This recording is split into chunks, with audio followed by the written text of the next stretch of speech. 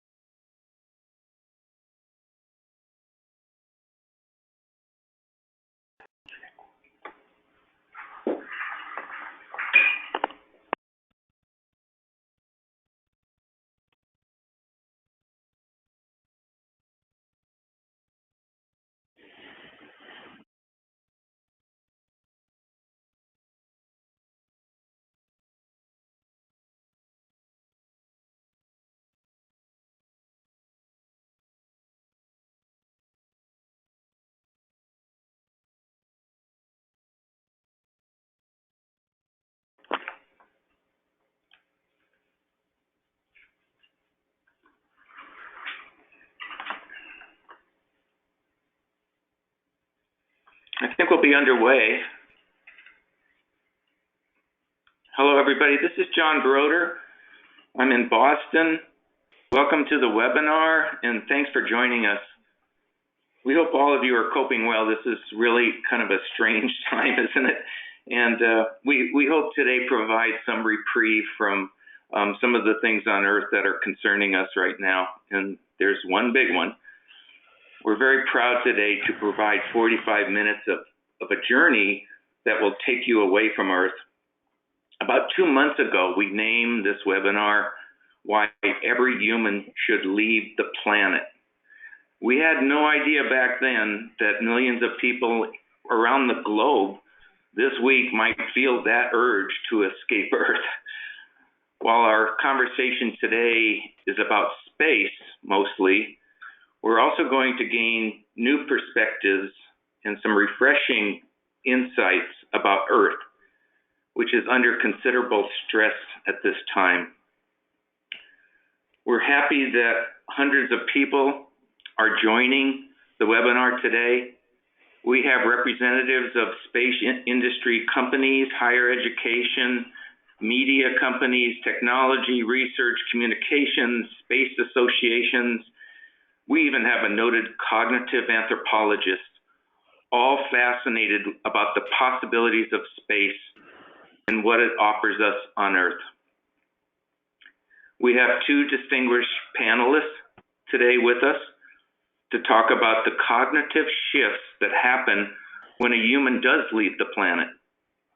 Our first guest, Frank White, coined the term overview effect some 30 years ago to describe that experience in his books on the topic.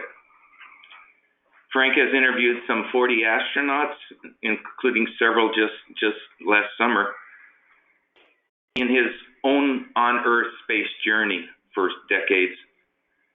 He also has interviewed our second guest, Michael López-Alegria, who flew for NASA from 1995 to 2007.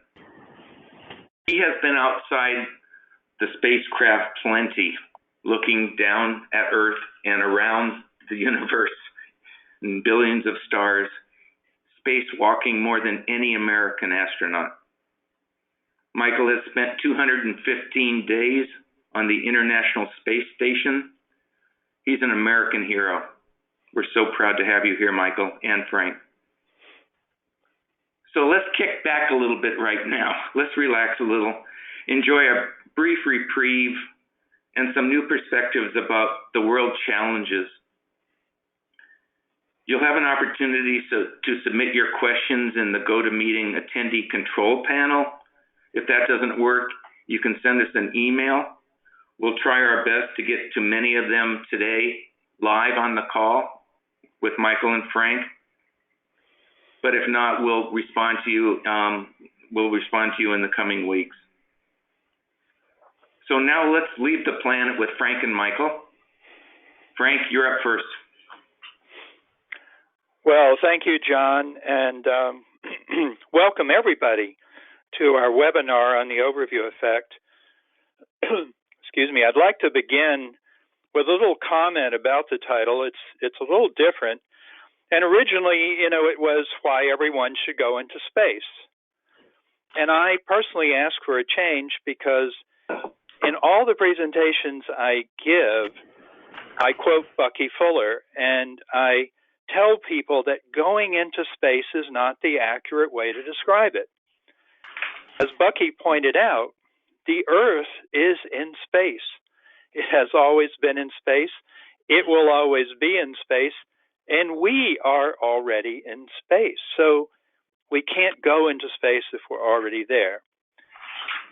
In a very real sense, we, and that means everybody here at the webinar, we are the astronauts of what Buckminster Fuller called Spaceship Earth.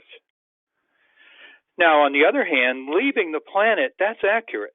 That's what astronauts like Michael actually have done. And when they do that, they achieve this remarkable new perspective on the Earth, a new worldview, a new understanding of our place in the universe. And that's what we call the overview effect. So what is the overview effect? Well, more than 3 decades ago, I coined the term overview effect to describe what happens when astronauts leave the planet and they look back. Let me put it this way, a lot happens, but a few of the most outstanding comments they make is that they're surprised they don't see borders or boundaries from a distance. They're very surprised at how thin the atmosphere is, and that's the only thing really keeping us alive. They're really struck by the beauty of our planet. And they see the planet, as in this picture, as an interconnected whole system. They see that all life on Earth is interconnected. One thing they tell me often is, we're all in this together. And it's been striking as we have faced the challenge of the coronavirus. I've started hearing public officials say that. Everybody from the Surgeon General of the United States to Bernie Sanders. So on a global level, the virus is giving a message to our leaders and to us that's not dissimilar from that of the astronauts. So let's talk a little bit about the overview effect and where we stand with this understanding. My first edition of the book on this subject, including interviews with 16 astronauts, came out in 1987. There's something about the astronaut message that keeps this book alive, even though it hasn't sold anything like New York Times bestseller sales, and it's now had 3 editions, and my interview with Michael is in the 3rd one. I urge you, if you purchase the book, to read it.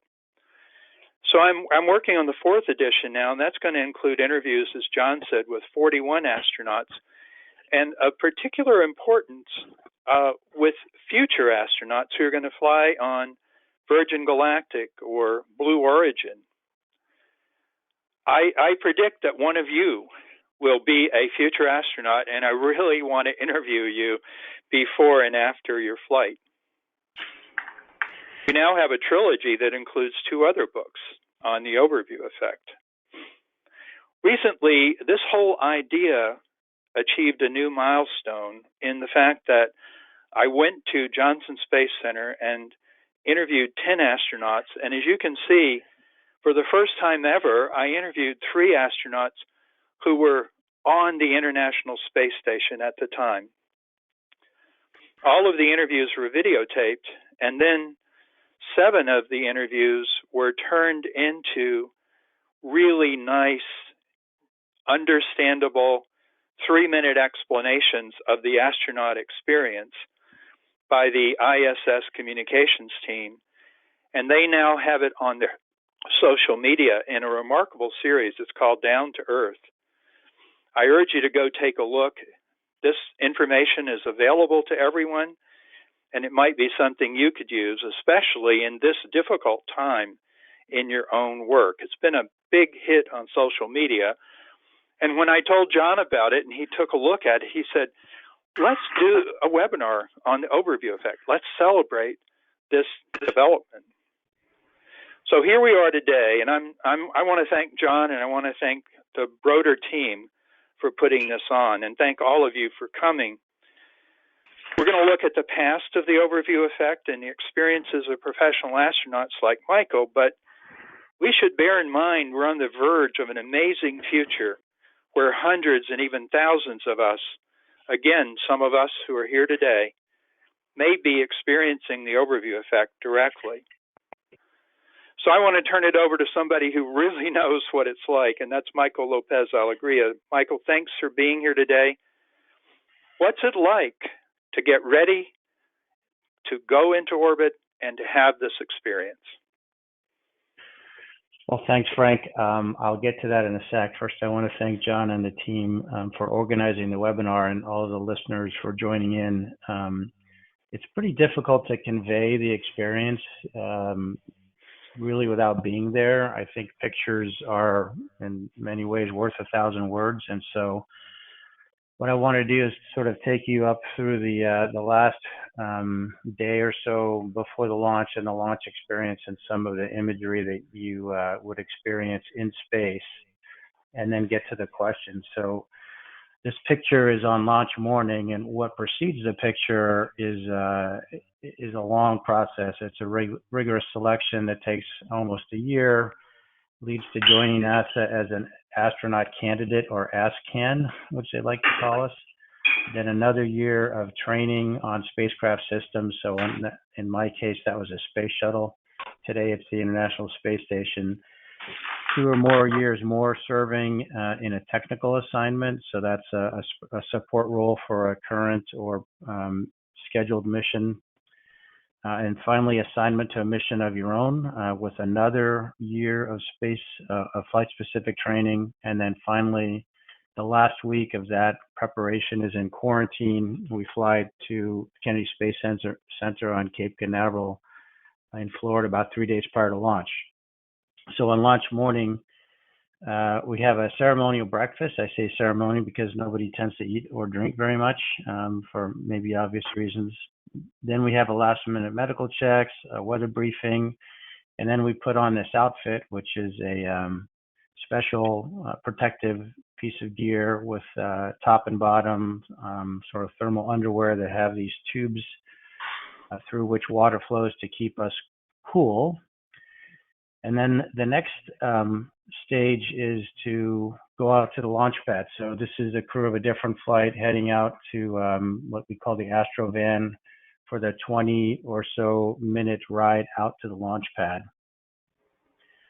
Once we get there, we're met by a group of 6 technicians and 1 other astronaut that help us strap in. They're called the closeout crew. We ride an elevator up to what they call the 195-foot level and walk across the mobile access arm to the so-called white room, which is the end of which is nestled against the orbiter like a jet bridge position for boarding a commercial airplane. And one by one, we're helped putting on parachute harnesses and led into the orbiter. 4 of us go on to the flight deck, which is sort of upstairs, although it's to the right in this picture because the orbiter's in launch position, obviously, and the other 3 are what I would call downstairs in the mid-deck. So the technicians help each of us get into our seats. Our backs are horizontal at this point, our legs are slightly elevated, and they attach the harnesses to the parachute that have been pre-positioned on the backs of the seats. And then after making connections for oxygen, cooling, and communications, they move on to the next person. Once that process is complete for everybody, the closeout crew shuts and performs a leak check on the hatch and prepares a white room for launch. Once it's secure, they retreat to a safe vantage point, which is 3 miles away.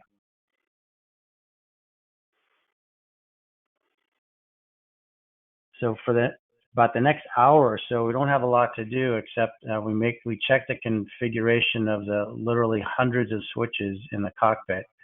We do comp checks with the launch team in Florida, the flight control team in Houston, and then there's a brief lull in the activity, and we're sort of left to contemplate what's ahead. You know, we're sitting on about 760 tons of TNT, and they say that when a rocket is lit, there are 10,000 things that can happen, and only one of them is good. So we're hoping for that. When the countdown gets to 9 minutes, it stops and it allows a poll of the 500-member launch team. And the launch director asks the head of each discipline whether his or her system is ready to launch. And one by one, we wait to hear the word go from the various disciplines. The vehicle, the weather, the range safety system, the mission control team in Houston, the abort landing sites in Europe and in Africa, the satellite communication system in orbit, and more. And we're also asked if we're ready to go, easiest question in the world. And once the launch director says we're go for launch, the countdown is resumed and the clock moves from 900 to 859, 858, and there's really nothing like that feeling. Next, at 7 minutes 30 seconds, the orbiter access arm, or the jet bridge with the white room at the end, begins to rotate out of the way, and we can actually see that moving through the windows. At 6:15, we move switches to start the 3 rocket power auxiliary pumps that supply hydraulic fluid to move the shuttle's aerodynamic surfaces and the engine nozzles as well.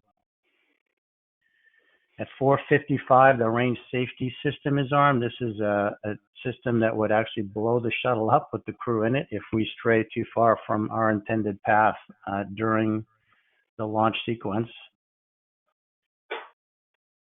At 3:55, the aerodynamic surfaces on the orbiter are moved in a pre-programmed sequence, which we can actually feel a little bit of shuddering in the vehicle itself.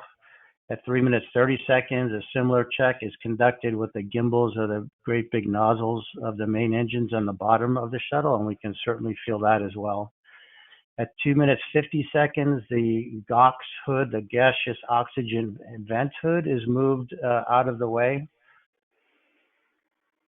At 2 minutes and 30 seconds, the crew is asked to close and lock their visors and initiate oxygen flow to the helmets. At 31 seconds, control of the launch sequence passes from ground-based computers to those aboard the vehicle. At T-minus 16 seconds, the sound suppression system on the launch pad is activated, which dumps more than a million liters of water onto the flame trench at more than 50,000 liters per second to stop the vibrations and the noise. And then at 0:06.6, the start sequence of the very first liquid fuel main engine starts, and the other two follow at an intervals of 120 milliseconds. And we definitely feel them because the whole stack lurches as the engines come up to full power, while the whole vehicle is being held to the launch pad by 8 giant bolts. At T0, those explosive charges inside the nuts holding those bolts together explode, and the bolts are allowed to go free. And then simultaneously, the solid rocket boosters ignite, and we have liftoff. So when the vehicle takes off, it weighs about 4.5 million pounds, and there's about 7.5 million pounds of thrust. So that ratio is acceleration we feel, and it comes on instantaneously, about 1.5 G. But we're burning liquid propellant at 1,000 gallons per second and solid propellant at 9 tons per second. So as the weight goes down and the thrust stays about the same, the G's go up. And what you feel, in addition to a lot of vibration and noise, is nothing but huge acceleration. I mean, it just feels like somebody's pushing you faster and faster and faster. And after 2 minutes, at a speed of Mach 4 and an altitude of about 30 miles, the solid rocket boosters are spent. They're jettisoned and they land in the ocean about 100 miles offshore. And inside the cockpit, the noise and the vibration go down quite a bit. The G's reduce from about 2.5 back to just a little more than 1. But the unyielding acceleration continues, and you steadily increase force pushing you back to go faster and faster. So we're going Mach 5 at 3 minutes, Mach 10 in 5 minutes 20 seconds, Mach 20 in 7 minutes and 10 seconds. And by 8 minutes and 30 seconds, the orbiter is traveling Mach 25, which is 17,500 miles an hour, or about 5 miles per second. So the engine shut down, the G's go from 3 to 0 instantaneously. The external tank is jettisoned and we're in orbit. And all the sensations that we feel, physiological, psychological, you just can't overstate them. Huge amounts of energy were transformed from solid and liquid propellant into that, thunderous acceleration.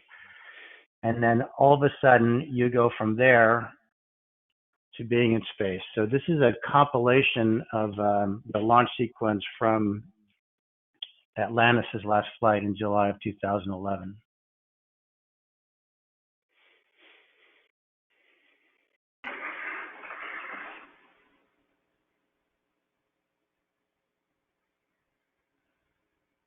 For one, I'm not hearing any audio.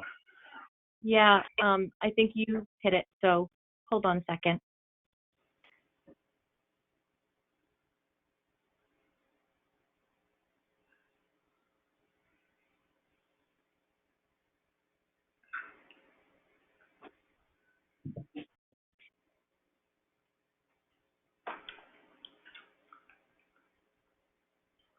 Michael, can you start it from your computer? It's not working here. Sure, I can try. Thank you. Thank you. Apologies.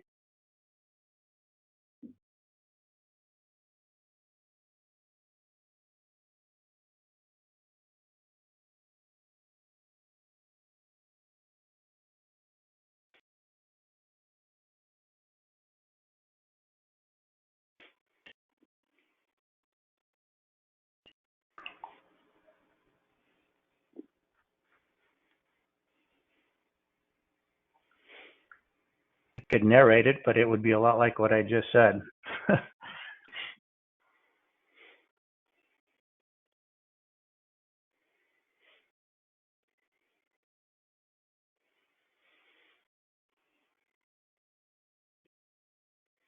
So this is the white room that's moving away from Atlantis.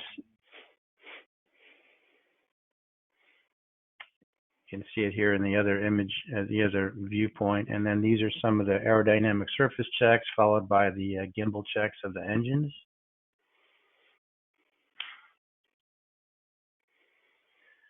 The Gox hood being moved out of the way. So the tank has liquid oxygen, which is boiling off at room temperature, and that apparatus sort of traps the oxygen from accumulating. We get the handoff at 31 seconds from the ground-based computers to the shuttle's computers. And then you'll see the water starting to flow and the engine starting to light. The thrust builds up, but it doesn't lift off until T0 and all these attachments are released, and off we go. By the time we clear the tower, we're going 100 miles an hour straight up. The vehicle rolls to align itself with the orbital inclination.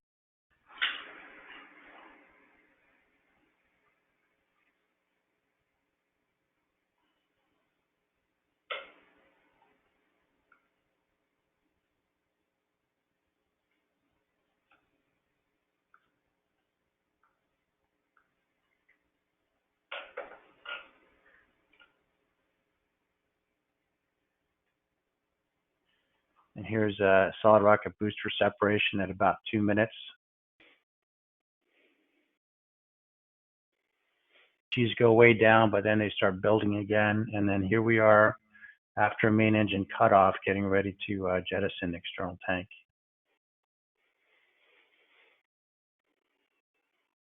The tank, by the way, the perigee, the low point of the orbit, is still in the Earth's atmosphere, so it basically re-enters and burns up on the way back in.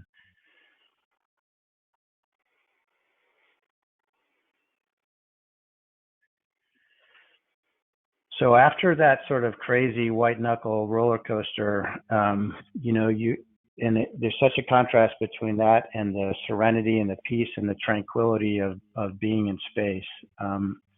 We get out of our seats and we start, we notice that everything, including us, starts floating. Motion initiated in a given direction, like by pushing off with your finger from one end of the module, just you continue going into that same thing. It's pure Newtonian motion until something gets in the way. And even like force as light as typing on a computer with your fingertips is enough to push you away from the computer. But then you get to see out the window, and the colors are just simply spectacular. You have this is a shot in the Caribbean. The turquoise color is fantastic. We see the reds of the desert. We see volcanoes, glaciers. These are thunderstorms, which look like they're stuck down to the surface of the Earth, even though when you're on the Earth looking up, they seem like they're way up there. Aurora, both at the north and south ends of our orbit. A hurricane. At the speed I mentioned, we're going around the planet every 90 minutes. So every 45 minutes, we see a sunrise or a sunset. And they're very fast, as you can imagine, but no less beautiful than on the planet Earth. What's interesting is people, despite all this beautiful nature, what people really focus on tends to be these kind of gray smudges, which are cities. They take out the long lens and they try to zoom in on the places because they're places they know, right, where they grew up or where, these significant events in history have occurred, etc. And we really are shocked at the fact that we can actually, with our naked eye, see things like runways and bridges, things that are straight, they're man-made, and so they're obviously stand out against nature. But what really strikes you as you have these experiences with all the beautiful scenery is this sort of change that comes over you. So it's not dramatic, it's pretty subtle, but it's noticeable. And the view of the Earth from the vantage point of space, of the places where the entirety of human history has occurred, seems to give you a different perspective than sort of the literal and figurative meaning of the word. And when you see this view, a world without political boundaries, you don't hear gunshots of war, like the cities that I mentioned look kind of like smudges. They seem rather insignificant when you're viewing from this far with your naked eye. And regional problems and corals, they seem, kind of petty. You don't see poverty, you don't see hunger, you don't see religious and ethnic intolerance. And so it gives you this sense that Frank, I think, very aptly called the overview effect, a sense of, greater connectedness to both the people on the planet and even the planet itself. When you look at the atmosphere horizontally, you realize just how thin it is. In fact, if the Earth were the size of an apple, the atmosphere is about the thickness of the skin of that apple. And that's all that protects us from the cold void of space. So to close, I'd say, to date, about 560 people in the history of humanity have ever had that privilege of seeing the view and experiencing the overview effect. And there are commercial space companies like Virgin Galactic, Blue Origin, and others that are trying to change that. And I think it's reasonable that in the next 10 years, we'll double that number and maybe double it again in the following handful of years after that. And gradually, with more and more people who have the means and influence in the world, who are the folks that are buying those tickets, having had the benefit of the experience, I truly think the world will be a better place. Michael, this is John Brodeur. That was fascinating, and we so appreciate that description, and those visuals are just stunning. We're going to now have Frank White, who is a professional interviewer of astronauts. We're getting questions in, but he's got some of his own, and we're going to also look at some of those coming in from the audience. Even though it says on your screen 101, we're maxed out at 101. We're over 300 people that just heard Michael and Frank describe what happens in the overview effect. So we're very proud about that. Frank, why don't you go ahead and fire away some questions to Michael, and we'll see if we can squeeze some more in at the end. Again, thank you. Go ahead, Frank. Okay, John, thank you very much. We thought we'd give you a little sense of what it's like to create the information that went into my book, which I have to say, everything I know comes from talking to astronauts like Michael. So we'll give you a little sense of what that kind of interview looks like. Michael, being an astronaut is not a traditional profession. I always want to ask people, when did you first decide I want to be an astronaut? Well, I'm sure we all have different answers. A lot of my colleagues have had this dream since birth, or maybe even since conception. For me, it was a little bit later. I was 11 when Apollo 11 landed on the moon, and I remember being at the beach with my parents and some friends. And at a certain point, the parents started calling the kids out of the water, and nobody really knew what was going on. And we all huddled around our transistor radios on laying on the beach towels, and we could hear the final moments of the descent to the lunar surface. And then these adults started hugging each other and slapping each other on the back like, they were complete strangers, but they acted like they were family. And that was a really powerful view for a kid my age. So that's kind of when it started. It went dormant sort of in high school and even in college at the Naval Academy, but I ended up being a Navy pilot. I studied engineering. I wanted to combine those two worlds, and that's what test pilots do. So I picked up a magazine about the U.S. Naval Test Pilot School, and there was a sidebar about all the graduates who had gone on to become astronauts, and there was like a who's who. It was everybody, all the names that I was familiar with, and that's kind of when the dream was reborn at age 25. That's really impressive that it started early and then went away for a while and then came back. I've heard that before as well. You've talked a lot about the overview effect very beautifully. I just want to ask a quick question. What was it like that first moment when you saw the Earth from orbit? Well, as you can imagine, we train a lot before the flight, and we talk to people who have been to space, and we see images taken from space. And so to some degree, we're probably more prepared than the average person would be. But I think what surprised me was the degree to which I was still surprised. I mean, it's just so beautiful, and so, it looks like a globe, again, without the boundaries. And so it looks exactly like you would expect it to look, but it's still surprising. It's just such a magical experience. And combined with floating and the launch experience, all that together really makes it be an indescribable feeling. Yeah, a lot of astronauts talk about the difference between the idea of seeing the Earth from a distance and actually experiencing it, and I think you've just captured that. One thing a lot of people want to know is, did the experience change over time? You've had a lot of flights so far, and one question is, this is a picture of the shuttle. How were shuttle missions different from when you had more time on the International Space Station? They're very different. They're often compared to the difference between a sprint and a marathon, and I think that's a pretty apt description. In a shuttle, you're pretty much heads down, pedaling as fast as you can for however long it is, usually about 2 weeks. We get half a day off halfway through the mission or so. You can't maintain that pace on a 6-month ISS mission, so we end up living a lot more like we do on Earth. We work sort of Monday through Friday and half a day Saturday for house cleaning. We wake up at a given hour, we go to bed at a given hour. So it's a completely different feeling, and that's not so much just working in space. It's really living in space. And of course, we have a lot more window time. And I think the intensity of the feelings that you have that we call the overview effect are heightened by having that extra time in which to contemplate and think about life.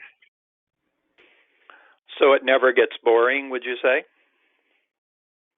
Surprisingly, it never did. I did 3 shuttle flights, and I thought of myself much more of a sprinter than a marathon runner. But I was completely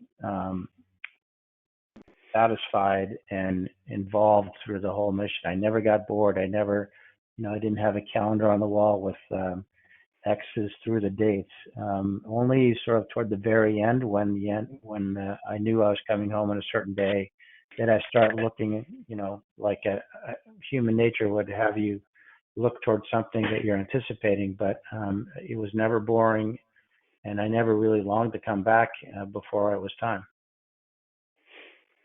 There is another kind of experience you can have, which is actually to go outside of the spacecraft or outside of the International Space Station. What is that like? You've done it more than any other American. What is it like to essentially be out there as a satellite of the Earth yourself?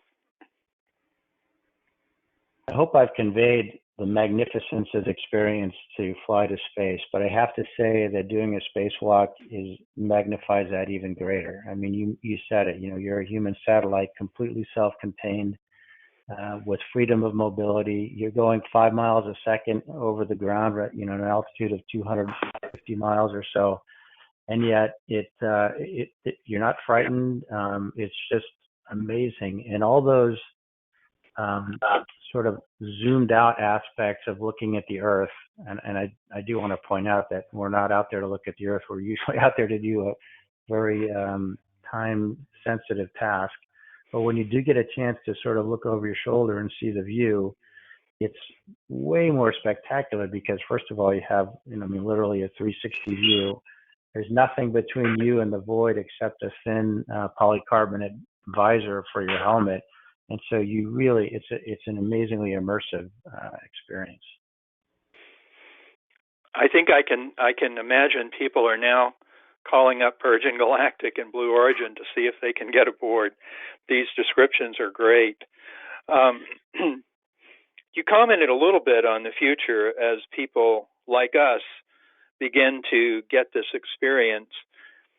You said you thought the world would be a better place. Is that because you think when people come back, they're going to have a different view and they're going to act on that different view? Exactly. Everybody who's been in space, with a few exceptions to date, has been a professional who, spent their career and their professional lives toward that goal. I think we're going to see a new group of folks who are able to go because they've done well in their own professions. And so that means that they have certain influence and certain means. And if that group is armed with the knowledge and this sensation of the greater perspective that you get, I think you'll see them able to, influence things much better than a professional astronaut can. And so I do think it'll lead, obviously it's not going to happen overnight, but I do think you'll see the world become a better place because of it. And does life on Earth look different to you now that you've seen the planet from orbit?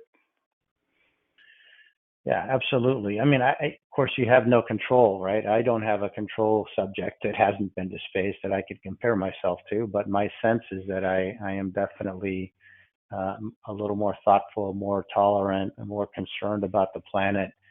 And these are aspects that I think, if we're spread out to the population at large, would make us all, sort of move in the direction of making the Earth better. So I'm all in favor of what we've begun to call the democratization of access to space. And it's going to be baby steps. It's incredibly expensive to do still, but much like commercial aviation was in the 20s and 30s in the U.S., only very, very wealthy people could afford to fly in airplanes. Now people get on an airplane to go to a birthday party without thinking about it. And I think that the shape of that curve is similar. Costs are going to come down as we get better at it, as reusability becomes a bigger and more economically favorable factor. And then this movement will become, almost a revolution. I think that's what we're hoping for, and they call it the overview effect movement. I think that's what we're hoping is going to happen. Not just that a lot of people will have an amazing experience, but they're going to bring it back and do something with it back here on planet Earth. And right now, we can definitely see we need that kind of mentality. Hey, finally, you're a consultant now in your post-astronaut life, and you're working with an interesting company called Axiom. Just read that they're going to be sending 4 people to the International Space Station on a SpaceX Dragon spacecraft. Could you tell us about the purpose of that mission and what it all means that this is happening? Yeah, absolutely. Thanks for asking. So Axiom's goal is actually to build a commercial space station to succeed the ISS. The ISS has a finite life, and sometime this decade, probably that life will end. And in the meantime, the participating agencies are still going to want a place to go to continue the research and other activities that they're doing. So Axiom aims to provide that platform by attaching some modules to the existing ISS, and then once the ISS is going to be deorbited, separating, becoming a free-flying destination. With companies like SpaceX and Boeing provide the crew transportation, and SpaceX and Northrop Grumman providing cargo transportation, soon to be joined by Sierra Nevada, we're hoping to develop a whole ecosystem in low Earth orbit and let the government agencies spend the national treasures on going back to the moon, onto Mars, and other destinations. And so this mission, taking 4 people to the ISS itself, serves a couple of functions. One, it helps us develop the market, because part of what we want to do with the commercial space station, in addition to serving professional astronauts, is to serve private astronauts. And the second one is to get us more experience with operations, get NASA and the other international partners comfortable with our operations by practicing, if you will, a few times. So we plan 1 or 2 private and or professional astronauts per year, between 2021 and the first launch, the launch of our first module, which we hope will be in 2024. And then we'll continue while we're jointly docked. And then when we separate, we'll take the other customers as well as the ones that we've developed in the meantime. So we can really see that private activity in space is going to accelerate, and that's just one example of it. So, Michael, thank you so much. As you know, I could talk to you and I could talk to astronauts all day, but I think we want to get to some questions from the participants who are here with us today in the webinar. Thanks a lot. This is John Brodeur again. Thank you. We have several questions. Should mention that several of Michael's colleagues at Axiom are in the audience today, and so we're talking to some future astronauts as well. The first question is to Michael, and then the last question, because we're not going to have a lot of time. We only have 3 or 4 more minutes. But the first question, Michael, is to you, and then we'll then we'll have one for both Frank and Michael, and then we'll say goodbye. Michael, the overall or overview effect, how has it affected your treatment of the environment? Not your treatment, but how's your view of the environment changed with the overview effect? That's one question. I kind of alluded to it in the presentation, but I think you're really struck when you're in space, again, looking at the thickness, or rather thinness, of the atmosphere, that that's all that's protecting us. I mean, when you're outside in a spacesuit, you're subject to temperatures that range in a 45-minute period from minus 100 to plus 150 degrees centigrade. You're exposed to radiation, you're exposed to micrometeorite perils, and when you're on Earth, we don't have those problems, and we don't because of our atmosphere. So it's not a very difficult calculation to realize that we need to protect our atmosphere. And when you hear about what's the drivers of climate change, they're basically assaults on the composition of our atmosphere. So it's pretty easy to draw a line between the dots and make you more aware of the importance of protecting it and the fragility of the ecosystem underneath it. Thank you. And this is for both of you. Frank, if you could answer first, and we're going to ask briefly for both of you. There's a question from someone who says, hey, this overview effect, we want some of that, but we want some of that if we're not astronauts. How does it work on Earth? How do we transfer some of those feelings, some of those insights, some of those aspirations? How do we move overview effect within ourselves here on Earth? Thanks, John. Well, there is a movement called Bringing the Overview Effect Down to Earth. And to be honest, there are people all over the planet trying to answer the question you asked. I will just say that many of us think the most promising short-term approach is going to be using virtual reality. And if we had time, I could give you a list of all the different people who are doing their best to give the astronaut experience to those of us who are still here on the surface. And I just think that this is going to be one of many promising efforts to do it. And for others, there are plenty of YouTube videos available right now today about the overview effect. So go take a look. Or go to Amazon and get Frank's book. That helps, yeah. I had to plug your book, Frank. I hope you don't mind. Thank you, John. And Michael, same question, sir. The overview effect and moving it to Earth. Well, I guess in the end, I agree. You know, it's a very sensory experience, and the first degree of the transmission of the experience is if you hear somebody talk about it, but it gets better if you see the imagery, if you can feel the vibrations, if you can hear the noise. Ultimately, you probably even want to taste the food, right, and smell the smell of space, so to speak. But all those combine to be a very visceral sensation, and the degree to which we can replicate that, I think, is improving greatly. You know, first we had books, and then we had movies, and then we had IMAX, and now we have virtual reality and augmented reality. So that progression, if it continues, could potentially someday get there. Although I don't know if it'll ever quite get there. I mean, it's a pretty special thing, and I would think hard to replicate exactly. But I do think we should continue to try for all the reasons that we discussed before about making the world a better place. That's terrific, and I just want to close this terrific session on this webinar today. And thanks to Michael, our astronaut, and Frank, our space philosopher. And thank you to all the 300 plus attendees. It was a fascinating glimpse. I hope everyone agrees, and I'm sure you will, the space travel and also the travel that's here on Earth right now and how space can benefit us. Space expands us. I think we heard a lot today. It's unlimited on what it can teach us and how it can bring Earth even more together.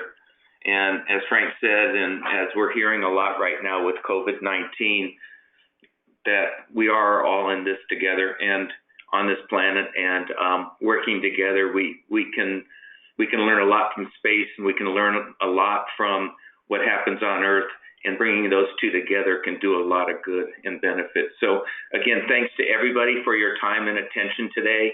Send questions to us, and we'll try to get back in touch with you. And for now, from Boston, we're all signing off.